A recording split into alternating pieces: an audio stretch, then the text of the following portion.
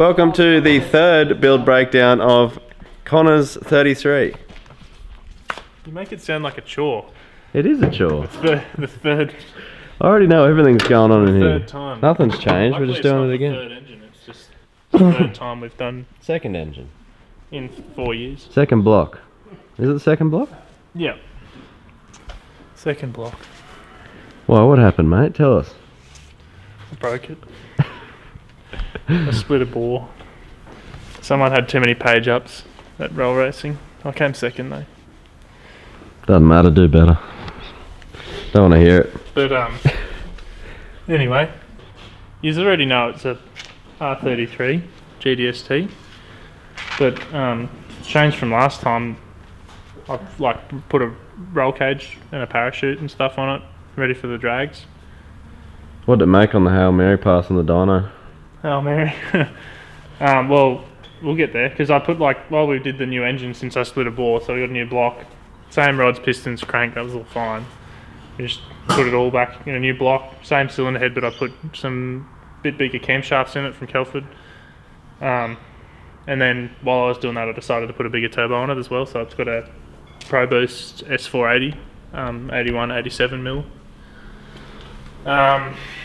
Just to get it breathing a bit better, because I think the drama we had why it split the bore is because of cylinder pressure, just because the turbo was well out of puff. Like it was, you'd turn the boost up further and further and it wasn't making any more power, and I think the cylinder pressure just got to it and it just split the bore, and it had cracks from the head studs to the water jackets and all that sort of stuff. So we thought we'll open up the duration on the camshafts and put a bigger turbo on it, and ended up making more power anyway. So basically, I thought it was a dead coil pack or something silly like that, but it ended up that because of the split bore, it was letting water into the cylinders. Obviously, you can't ignite water, unfortunately. So it was causing a massive misfire, and meant we had to pull the engine out and find a new block.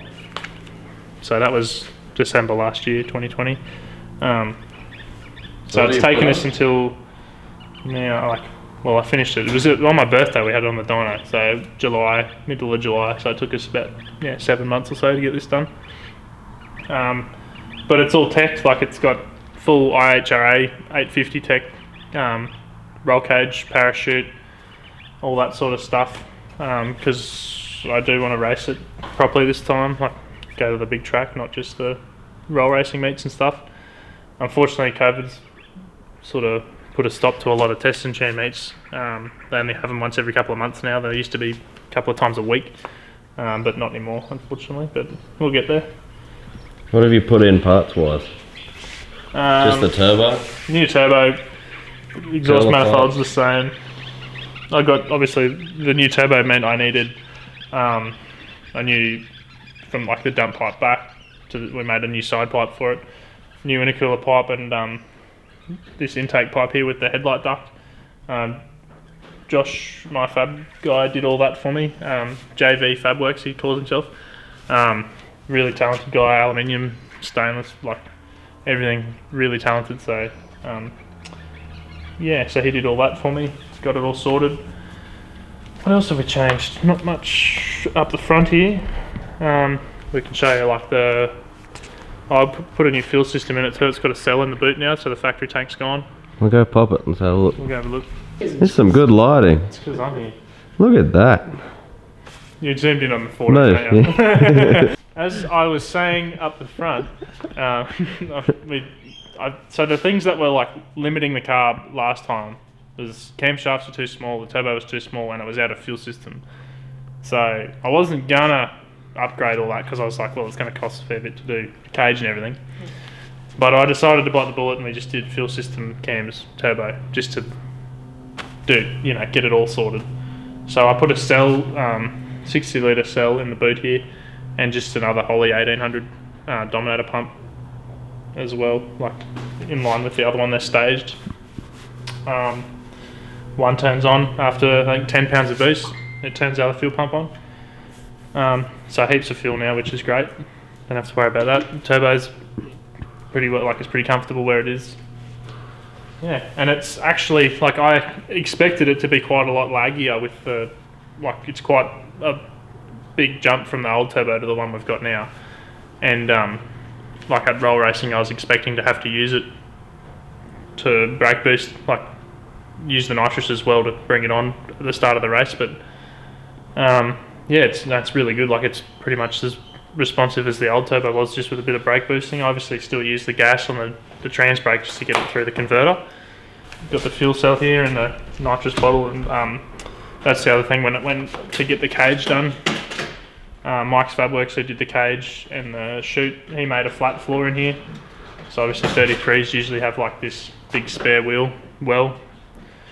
He cut that out, and underneath that is where he's made the bar work for the parachute, and then the flat floor meant it was really easy to mount the fuel cell and the gas bottle and the fuel pumps and all that, and the bulkhead fittings to run the AM lines. And then you got the AccuSump going back in. Yeah, it's underneath. It's underneath. Oh, is it in there already? Yeah. Oh. Yeah. Yeah, it's under the car now, under that flat floor. Because obviously we ran out of room in here now. Fuel pumps, there's fuel cells, there's nitrous bottles. It's all happening. So there wasn't really any room left, so we put it under the car this time. Right. It's just. Are you still filming? Yeah. Can you put it on ignition? Just turn on the dash. I think everyone's probably seen the dash before, but I've got like a new screen on there though. You can have like 5 or 6 different screens, like with the IC7. So that's like the one that typically people use. And then something that's like a bit more basic. So you know, if you're racing it, it's sort of just a bit clearer to look at, I guess. I like using that one when I'm racing it now. When I street drive it, I have the other one. oh, we're zoomed in there. Back up. That's probably it. There's not much else, is Well, there? we can show you got like the new roll Momo. cage and stuff. New steering wheel. Sexy. I've Might got my need the light. little, so this button here is, it can do a few things. So like we've set it up so at events like roll racing, this is your scramble button. So it offsets the boost target by 5 or 10 pound, depending on what we want. So at the moment, I leave on 30 pound out of the hole. The track seems to take it in first gear, and then once it's in top, I press that and it scrambles it to 40. Seems to be the way to go as far as traction's, getting the car to grip at that track. So it's a pretty handy little button. And then obviously at the drags, we can use it. We don't obviously need a scramble button at the drags because the track prep's there. You've got all the traction you need really. So this is the bump button. So if you watch drag cars, a lot of turbo cars, they need that extra bit of time to build boost to get on the trans brake before they go into full stage. So often you'll see them go into half stage, hit the trans brake, build boost, and then once it's on the two-step, they'll press there's a button that actually disengages and re-engages the trans brake like in a split second, that bumps the car forward just a little bit, and it goes into full stage, and then obviously you're ready for the lights to come down. So that's the other function we can use that for. Are you filming? G'day, mate. Are you doing it now? Hey, mate. Are you on? Are we on? Yeah. Alright, well, I suppose that's pretty much everything that we've changed this last go round with this car. It made, with all the new turbo and camshafts and fuel system and stuff, it made on 40 pound, it made 1130 horsepower at the wheels, which I thought was pretty impressive for a stock crank RB30. At 1130, I'm confident at that power level we should be able to get this thing to run hopefully well into the 8s, like mid to high 8.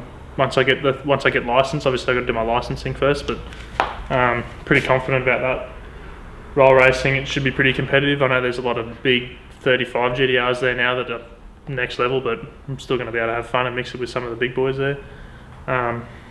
Keen to get stuck in, and me and Lucas might film a bit more roll racing, and if we go drag racing and do licensing, I'm keen to do that.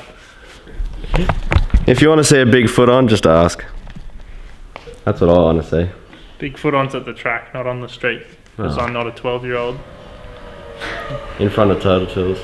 Yeah, I know a few Total Tools.